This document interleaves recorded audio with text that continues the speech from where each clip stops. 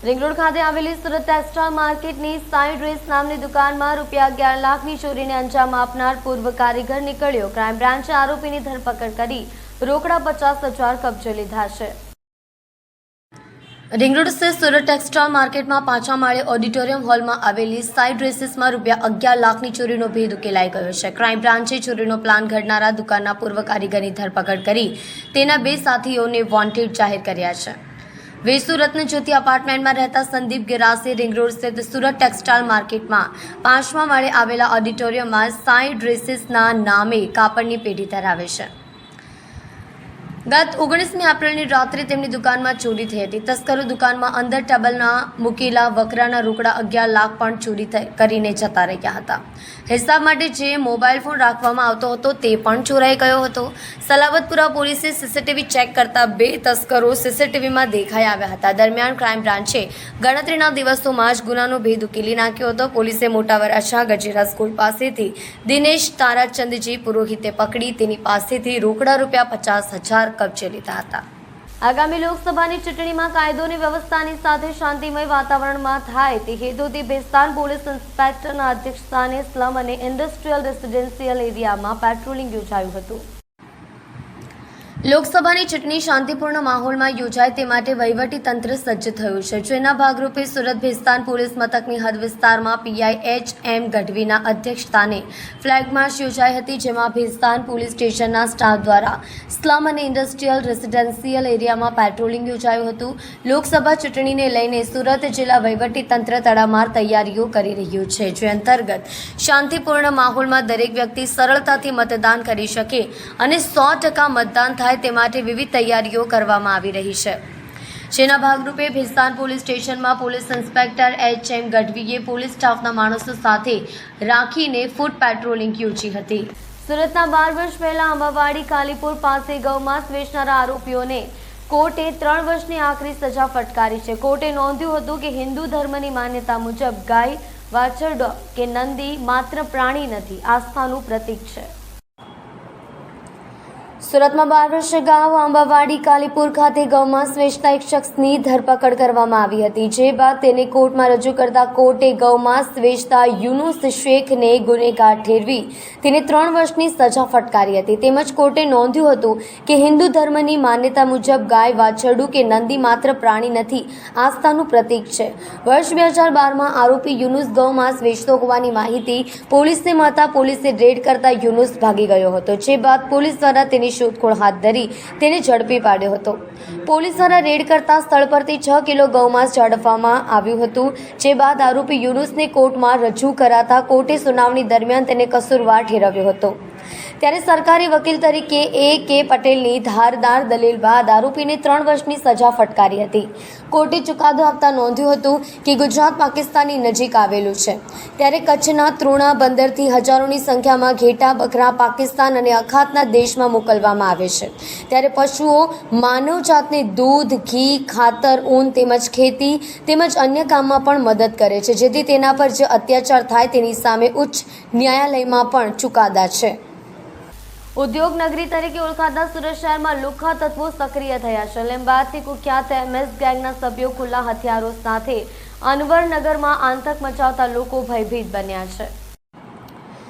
લીંબાયત વિસ્તારની કુખ્યાત MS company ગેંગના સભ્ય બાબા કાલી અને ટોળકીએ ખુલ્લેઆમ હથિયારો સાથે અનવરનગર આંચણામાં પોલીસ તંત્રના કોઈપણ પ્રકારના ભય વગર ગત મોડી રાત્રે આતંક મચાવ્યો હતો। ગત 21મીના રોજ સામાન્ય બાબતે લીંબાયત કમરુનગર આવાસમાં રહેતા અને કુખ્યાત એમએસ કંપની ગેંગના સાથી એવા મોહસિન ઉર્ફે બાબા કાલિયા અને અનવરનગર આંજણા ખાતે રહેતા શકીલ શાહના પુત્ર સાથે સામાન્ય બાબતે બોલાચાલી થતા બંનેએ એકબીજા વિરુદ્ધ સલાવતપુરા પોલીસ સ્ટેશનમાં ફરિયાદ દાખલ કરાવી હતી। આ ઝઘડાની અદાવત રાખી ગત રાત્રે 11 વાગ્યાની આસપાસ અનવરનગર આંજણા ખાતે શકીલ શાહના ઘર પાસે માથાભારે છાપ ધરાવતા મોહસિન ઉર્ફે બાબા કાલિયા અને ટોળકીએ પોલીસના કોઈપણ પ્રકારના ભય વગર હથિયારો સાથે હિંસક હુમલો કરી સમગ્ર અનવરનગરને બાનમાં લીધો હતો। સુરત રેલવે સ્ટેશન વિસ્તારમાં પોલીસ જોતી રહી અને કોંગ્રેસે નિલેશ કુંભાણી ગદ્દાર છે ના પોસ્ટરો સિટી બસ અને રિક્ષા પર ચોંટાડવાનો સફળ પ્રોગ્રામ પાર પાડ્યો છે। સુરત લોકસભાની બેઠક ભારતીય જનતા પાર્ટીના ઉમેદવાર મુકેશ દલાલને તાસક પર ધરી દેનારા કોંગ્રેસી વિવાદાસ્પદ ઉમેદવાર નિલેશ કુંભાણી વિરુદ્ધ હાલમાં ભારે રોષની લાગણી જોવા મળી રહી છે। 2 દિવસ અગાઉ નિલેશ કુંભાણીના ઘરે કોંગ્રેસી કાર્યકરો દ્વારા પોસ્ટરો સાથે સૂત્રોચ્ચાર કરવાની ઘટના બાદ આજે સવારે સુરત રેલવે સ્ટેશન ખાતે સિટી બસ અને રિક્ષાઓમાં નિલેશ કુંભાણી વિરુદ્ધ સ્ટીકરો ચોંટાડવામાં આવતા હોબાળો મચી જવા પામ્યો છે। કોંગ્રેસી કાર્યકરોએ નિલેશ કુંભાણી ભાજપના દલાલનો દલાલ અને સુરતનો ગદ્દાર જેવા સૂત્રો સાથેના સ્ટીકરો ચિપકાવ્યા હતા। વિવાદો વચ્ચે પાર્ટીના ઉમેદવાર મુકેશ દલાલ બિનહરીફ ચૂંટાઈ આવ્યા છે। આ ઘટનામાં 6 દિવસ બાદ પણ કોંગ્રેસી ઉમેદવાર નિલેશ કુંભાણી વિરુદ્ધ લોકોમાં ભારે રોષની લાગણી જોવા મળી રહી છે। પોતાના સગા સંબંધીઓને સમર્થક બનાવીને આખો ખેલ ખેલનાર નિલેશ કુંભાણી હાલમાં ભૂગર્ભમાં છે અને કોંગ્રેસી કાર્યકરો તો ઠેક નેતાઓમાં પણ સંપર્કમાં નથી, જેને પગલે સમગ્ર વિવાદમાં નિલેશ કુંભાણીની જ ભૂંડી ભૂમિકા હોવા અંગેના આક્ષેપો ઉઠી રહ્યા છે। રવિવારથી જ અદૃશ્ય થયેલા નિલેશ કુંભાણી હાલમાં ક્યાં છે અને કોના સંપર્કમાં છે તે અંગે ભારે ચર્ચા ઉઠવા પામી છે। ત્યારે આજે વધુ એક વખત કોંગ્રેસી કાર્યકરો દ્વારા સુરત રેલવે સ્ટેશન ખાતે સૂત્રોચ્ચાર સાથે નિલેશ કુંભાણીના વિરોધમાં ઠેર ઠેર સ્ટીકરો ચોંટાડવામાં આવ્યા હતા। સિટી બસ અને રિક્ષાઓ પર દલાલનો દલાલ, લોકશાહીનો હત્યારો, મતદારોના મતાધિકાર પર તરાપ મારનારા ગદ્દાર નિલેશ કુંભાણીને શોધે છે સુરતના મતદારો જેવા સ્લોગન સાથેના સ્ટીકરો ચિપકાવવામાં આવ્યા છે।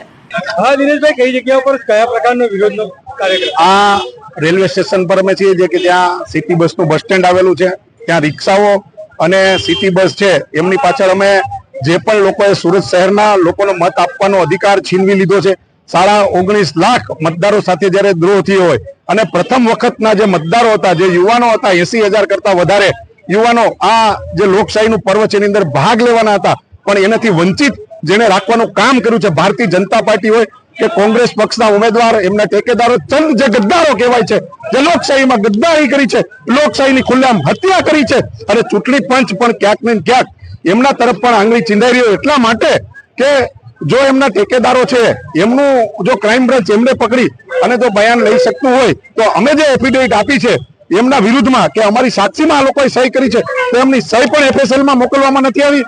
ચૂંટણી પંચે એકતરફી નિર્ણય લીધો હોય અને લોકોને જે મત આપવાનો અધિકાર છે એ જ્યારે છીનવી લીધો હોય ત્યારે એમના વિરુદ્ધનો આ રોષ છે। અને હું તો ત્યાં સુધી આપના મીડિયાના માધ્યમથી કહું છું કે બારડોલી અને નવસારીના જે મતદારો છે ભારતીય જનતા પાર્ટી વિરુદ્ધ મતદાન કરી અને આવા જે લોકશાહીનું ખૂન જે ભારતીય જનતા પાર્ટી સરેઆમ કરી રહી છે એનો જવાબ મતદારોએ આપવો જોઈએ। હજીરા સાઇન રોડ બરિયાવ ગામના ચકાતનાકા પાસેથી ગાંજાની હેરાફેરી કરતા 2 ને સુરત ક્રાઇમ બ્રાન્ચે ઝડપી પાડ્યા છે। આરોપીઓ પાસેથી 3.64 લાખનો મુદ્દામાલ જપ્ત કરાયો છે। શહેરના હજીરા સાઇન રોડ ઉપર વરિયાવ ગામ ચકાતનાકા પાસેથી ક્રાઇમ બ્રાન્ચે ગાંજાના જથ્થાની હેરાફેરી કરતા 17 વર્ષના કિશોર સહિત 2 વ્યક્તિની ધરપકડ કરી લીધી છે। પોલીસે બંને આરોપી પાસેથી 30 કિલો 300 ગ્રામ ગાંજાનો જથ્થો અને બાઇક મળી કુલ 3.64 લાખનો મુદ્દામાલ કબજે લીધો છે। ક્રાઇમ બ્રાન્ચ પોલીસે વોચ ગોઠવી GJ5PX 1757 નંબરની બાઇકને અટકાવી પૂછપરછ કરતા પોતાનું નામ શાંતનુ નરેન્દ્ર જૈના હોવાનું જણાવ્યું હતું। તેની સાથે 17 વર્ષનો કિશોર પણ હતો અને રૂપિયા 3.3 લાખનો 30 કિલો 300 ગ્રામ ગાંજાનો જથ્થો મળી આવ્યો હતો।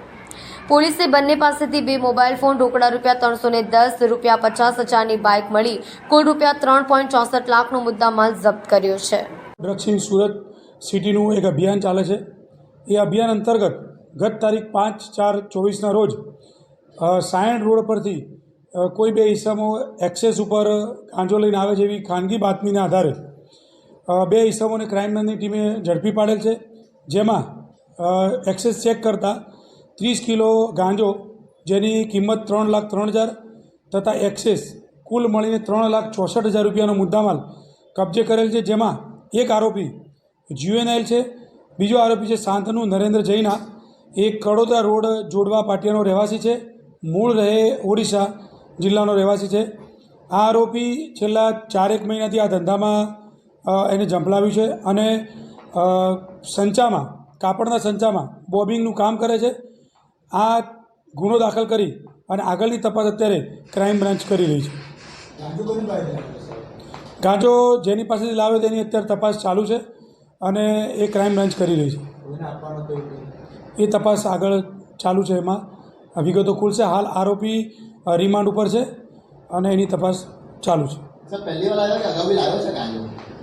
આ આરોપી અત્યારે હાલ તો એની તપાસમાં પ્રથમવાર લાવ્યો એવું જણાવે છે. છેલ્લા 4 મહિનાથી આ ધંધામાં એને ઝંપલાવ્યું છે, પરંતુ રિમાન્ડ દરમિયાન જે વિગત વધારે ખુલશે એ આપને બ્રીફ કરવામાં આવશે. સર આરોપીની પ્રોફાઇલ શું છે?